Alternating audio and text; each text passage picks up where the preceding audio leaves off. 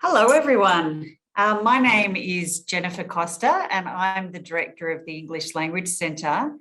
And I'd love to welcome you all to the virtual classroom taster session.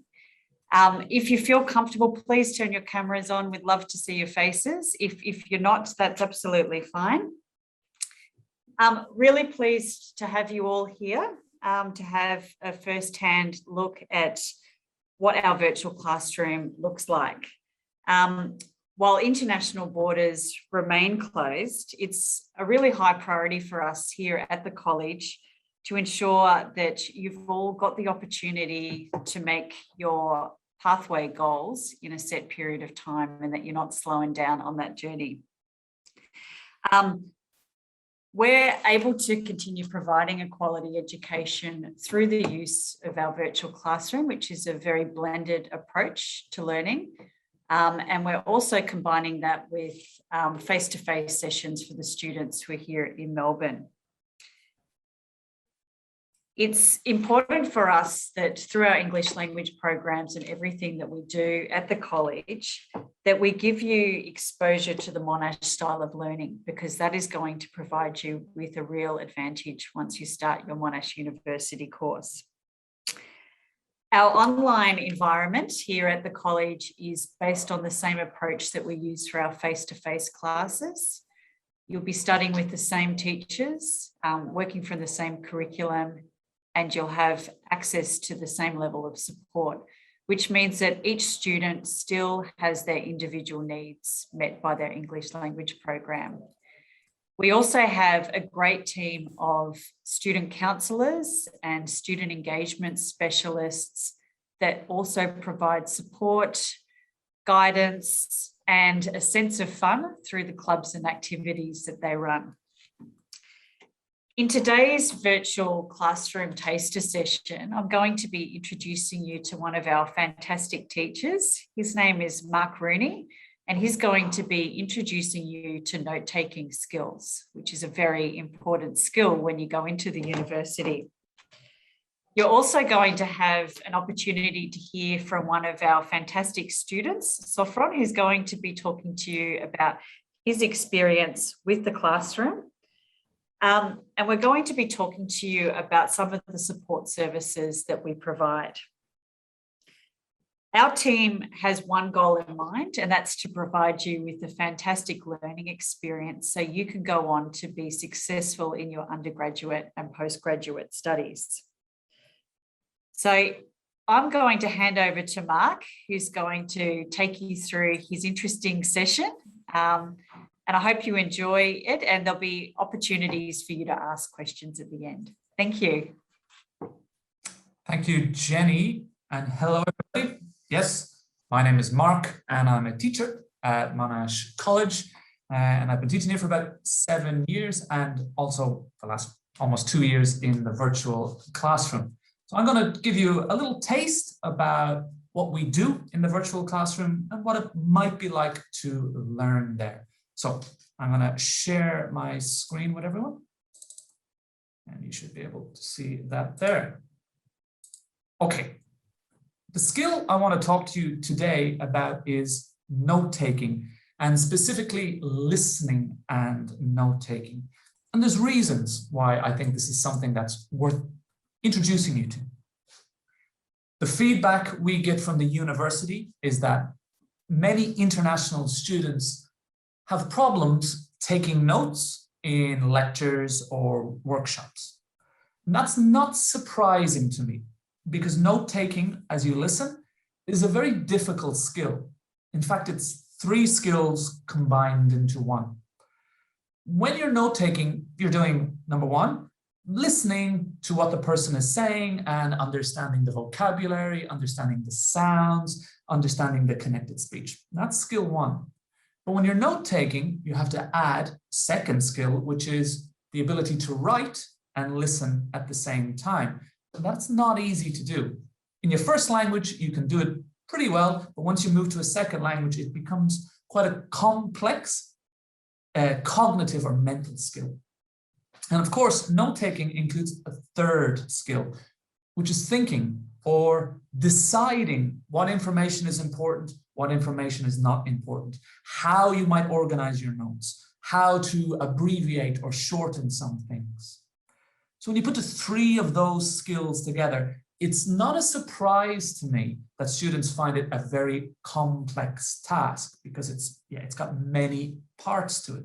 And it's something we try to address here at Monash College.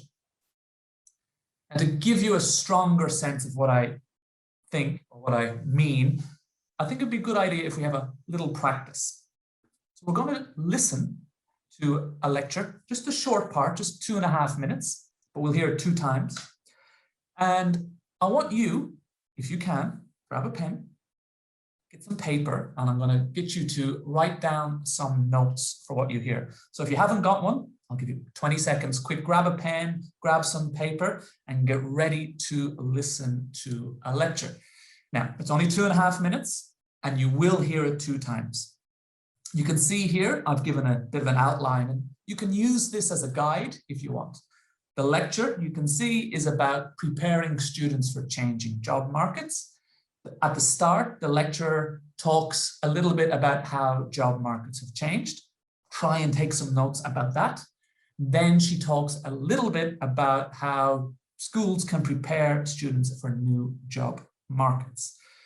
Okay, so let's get ready to listen. So I'm going to move you on to Moodle. So this is Moodle, and this is where our students, if you're one of our students, this is sort of where we base our courses. So that if you were to study with us, you would go to Moodle, and in this section, I have today's listening, which is cultural intelligence. There's the audio, and the audio will be here. I'm going to play it. Now, you can see here that the lecture is 13 minutes long. We won't do 13 minutes today. We'll just do 2.5 minutes, 2 times. So I'm going to play it, then we'll have a quick break, then I'll play it again. So do your best, take your best notes, and then we'll have a talk about the quality of your notes and how we can improve them. Good afternoon, everyone. We'll continue on today with our theme of education and employability. Obviously, employability is intrinsically linked to the job market, and as you're all no doubt aware, the job market is changing dramatically. Many administrative or technical jobs are disappearing due to technology. Routine, rule-based tasks are being automated, and people are simply not needed for some kinds of work. Most of us are aware that things are changing, but we tend to imagine that the impact of the change is a problem of the future. Hence, we aren't really reacting to this. We haven't really changed the way we think or the things we do. This is why it's a bit of a rude shock to find that, according to the World Economic Forum, 5.1 million jobs have already disappeared between 2015 and 2020.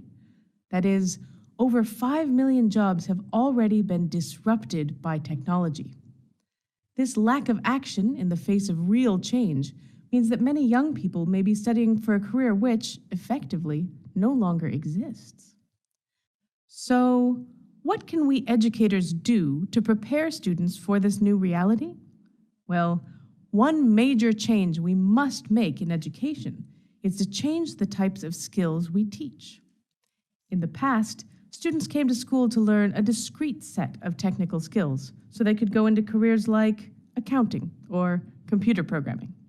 While these technical skills are still useful, for now, there is a significant shift away from these kinds of hands-on skills and into what are called 21st century skills. A key feature of 21st century skills is that they emphasize human skills. So they are things that machines simply can't do, skills that machines can't learn. And the other key thing is that they are easily transferable, which means they can be used in a number of different contexts. For example, if you learned a skill like accounting, you may be an extremely good accountant, but you can't use that skill in a different profession. On the other hand, skills like negotiation and critical thinking are useful in literally every career. Okay, that's the first time. Now, experience tells me that some of you will have found that difficult don't worry, that is normal. Most of our students do have difficulties in the beginning, and that's our job, is to help you deal better with that. Now, I'm just going to play it one more time to see if you can take more notes on this second listen. So we'll listen one more time. You can add to your notes and you can fill them out a little bit better. Good luck. Good afternoon, everyone. We'll continue on today with our theme of education and employability. Obviously, employability is intrinsically linked to the job market, and as you're all no doubt aware, the job market is changing dramatically. Many administrative or technical jobs are disappearing due to technology. Routine, rule-based tasks are being automated, and people are simply not needed for some kinds of work. Most of us are aware that things are changing, but we tend to imagine that the impact of the change is a problem of the future. Hence, we aren't really reacting to this. We haven't really changed the way we think or the things we do. This is why it's a bit of a rude shock to find that, according to the World Economic Forum, 5.1 million jobs have already disappeared between 2015 and 2020. That is, over 5 million jobs have already been disrupted by technology. This lack of action in the face of real change means that many young people may be studying for a career which, effectively, no longer exists. So, what can we educators do to prepare students for this new reality? Well, one major change we must make in education is to change the types of skills we teach. In the past, students came to school to learn a discrete set of technical skills so they could go into careers like accounting or computer programming.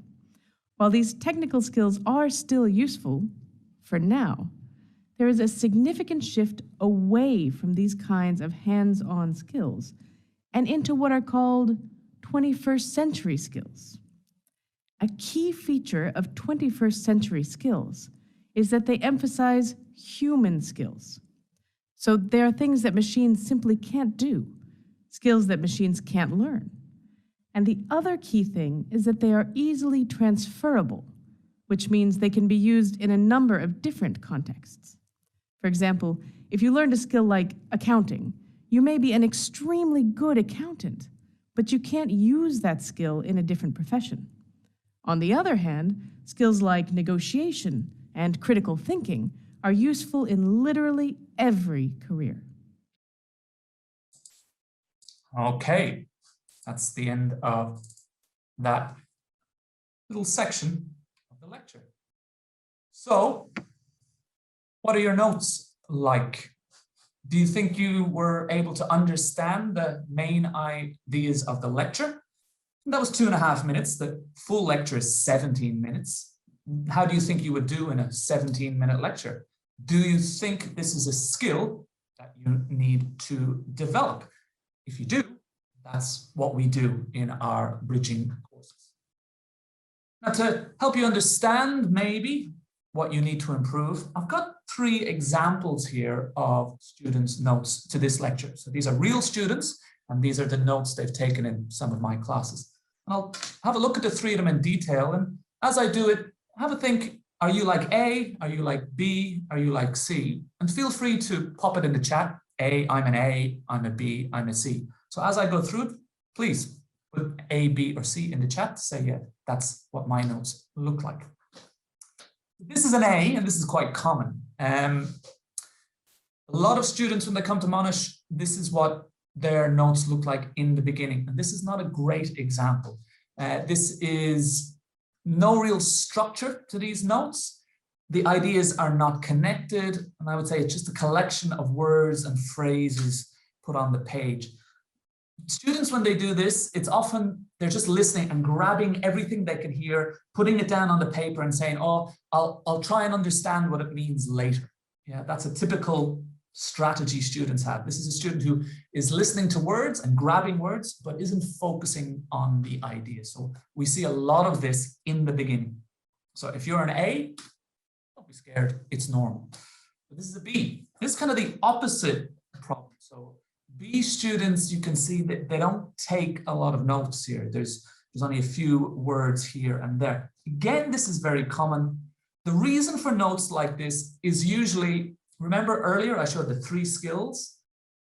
The student is trying to do all 3 skills, and as a result, they're not doing anything because they're moving from one area to the next area to the next area. Should I listen? Should I write? Should I listen? Should I write? And as a result, they end up not making a decision and not doing either of the things. So B is also very typical. C. Well, actually C is good.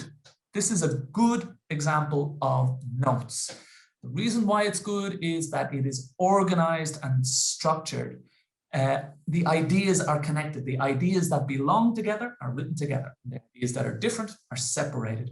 And there are hierarchy in the notes. So hierarchy is, this is the main idea, this is the sub idea, and this is the sub idea.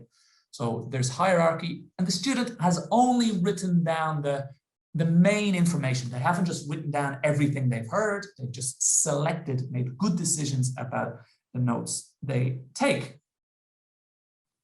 Are you an A? Are you a B? Or are you a C? Feel free to put it into the chat. In my experience, B is definitely the most common in the beginning. We get a lot of A's as well. Very few C's in the beginning, but by the end of the course, our job is to move you from an A or a B into a C. And generally, we are very successful in that, so that when you go to the university, your notes look like C and not like A and B. And this is good behavior. This is good skills to have. How do we do it? Well, it's very complicated. It takes 15, 20 weeks for us to move you into a strong note-taking student. But to give you a brief summary, we get you to focus on meaning first and not words. So instead of just listening to the word and writing down the word, we say, do you understand the ideas in the lecture? We teach you to be selective, to choose what information is important and what information doesn't need to be written down. And then, of course, we want you to write things down in an organized and structured way. Organized mind equals organized page. It means you're making good decisions. Of course, the lessons are quite interactive whenever possible. We try to give you some nice tips, some strategies to use during the class. There's comprehension questions to test your knowledge and to prepare you for assessment. We look at the texts in detail to make sure everything makes sense to you. And then whenever possible, we have interactions and we go into smaller groups where we can discuss what your strengths are, what your weaknesses are, what works for you, what doesn't work for you, and how I can help you. We also try to track your data. And as a teacher, I'm making decisions about what you need, what you don't need, and how I can help you move forward with your learning. So to summarize, listening is a difficult skill. Note-taking is an even harder skill on top of that. But you need to have it when you go to university. Monash College bridging courses, we prepare you for that skill. We teach you how to break down these smaller skills. And over 10 to 15 weeks, we build up these skills so that in the end, you are able to perform well in your lectures and get the ideas from those lectures so you can perform well. Okay, I'm going to take a little bit of a break for a few minutes, and I'm going to introduce you to one of our ex-students at Monash College. In fact, one of my ex-students. I was teaching him maybe 2 months ago. So it's great to see him again. Safran, are you there? Yeah, I'm here. Hello, Mark. Hello. Okay, so Safran was a student in our virtual classroom, and he's just going to give you a little bit of explanation of his experience. Go ahead, Safran, whenever you're ready. Okay. Hello, everyone. I'm Safran. I'm Monash ex-Monash College English bridging students. I come from China. I completed my Monash English bridging course recently, and I'm glad to share my learning experience for you. Today, I will share 4 parts of my learning experience for you. It includes virtual classroom experience, group assignments, social activities, and how to make friends at Monash College. Okay, next page. Today, first of all, I will share the virtual classroom experience. Even if we can't learn in the classroom, but the Monash College still creates an efficient learning online environment for us to study. An everyday class plan helps us follow the teaching and review the lesson. And I also use it to preview what I learned that day. And it also a great tool to review the things I learned. Moodle system helps us recognize the lessons process.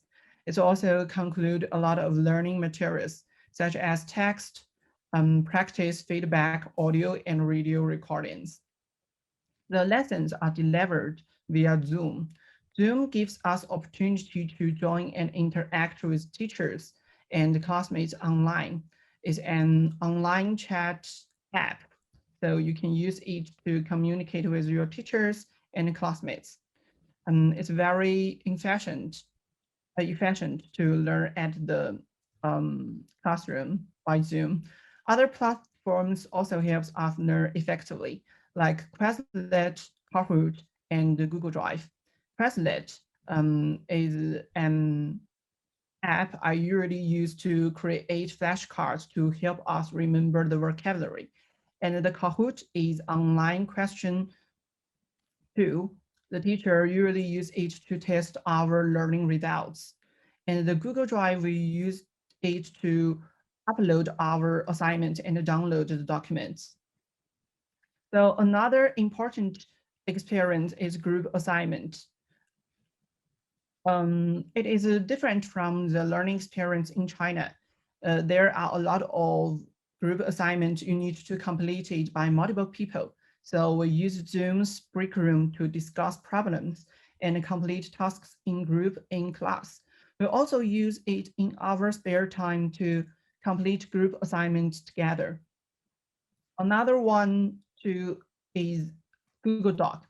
Google Doc helps us to edit the same document online, which allows us to work together more effectively.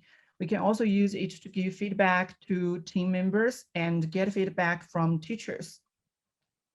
In addition to study, the social activities is an important part of your university life.